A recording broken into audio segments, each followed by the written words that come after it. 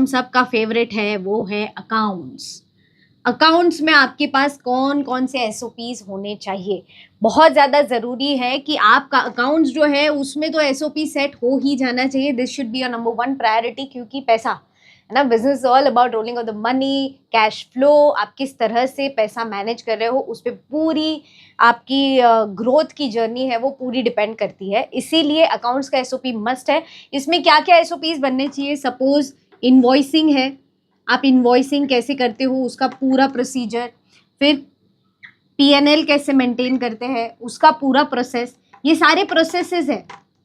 ये प्रोसेस का आपको स्टैंडर्ड ऑपरेटिंग प्रोसेस, यानी अगर इनवॉइस बनाना है तो हर बार इसी तरह से इनवॉइस बनाया जाएगा। Step 1, step 2, step 3, step 4, step 5, इसी तरह से यही सीक्वेंस में काम जाएगा। It's like a checklist, right? So इसके बाद ये, इसके बाद ये, उस हिसाब से आपको इनवॉइसिंग का प्रोसेस सेट करना है, पीएनएल का प्रोसेस सेट करना है कि भाई हर महीने end of the month PNL बन जाना चाहिए या क्वार्टरली पीएनएल बन जाना चाहिए, उसकी पूरी रिपोर्ट आनी चाहिए, इस तरह से पीएनएल दिखना चाहिए, उसका पूरा प्रोसेस।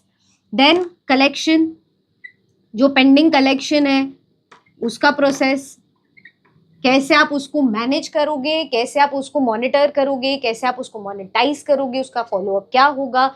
ऑटोमेटिक आपके कस्टमर सपोज 5 दिन में उनका पेमेंट ड्यू है तो 5 दिन के पहले ही उनको एक ईमेल चला जाना चाहिए ऑटोमेटिक, या फिर उनको एक कॉल जाना चाहिए ऑटोमेटिक जो आपको सिस्टम आपकी रिमाइंड करे। तो ये पूरा कलेक्शन प्रोसेस, उसका भी एसओपी सेट करना है कि भाई मैं 1 दिन पहले रिमाइंडर दूंगा, 2 दिन पहले किस तरह से रिमाइंडर होगा, क्या रिमाइंडर जाएगा, उसका क्या कंटेंट होगा, वो सब कुछ आ गया इस कलेक्शन प्रोसेस में। इसके अलावा आता है अपना कैश फ्लो। पेमेंट्स जो हम करते हैं, पेमेंट्स जो आप अपने कस्टमर्स को करते हो, सप्लायर्स को कस्टमर्स को नहीं करते, सप्लायर्स को करते हो, आप अपने टीम को करते हो, जो जहाँ जहाँ पे भी पेमेंट्स होते हैं उसका क्या प्रोसीजर होना चाहिए। नेक्स्ट इज एक्सपेंस, उसका क्या प्रोसीजर होना चाहिए।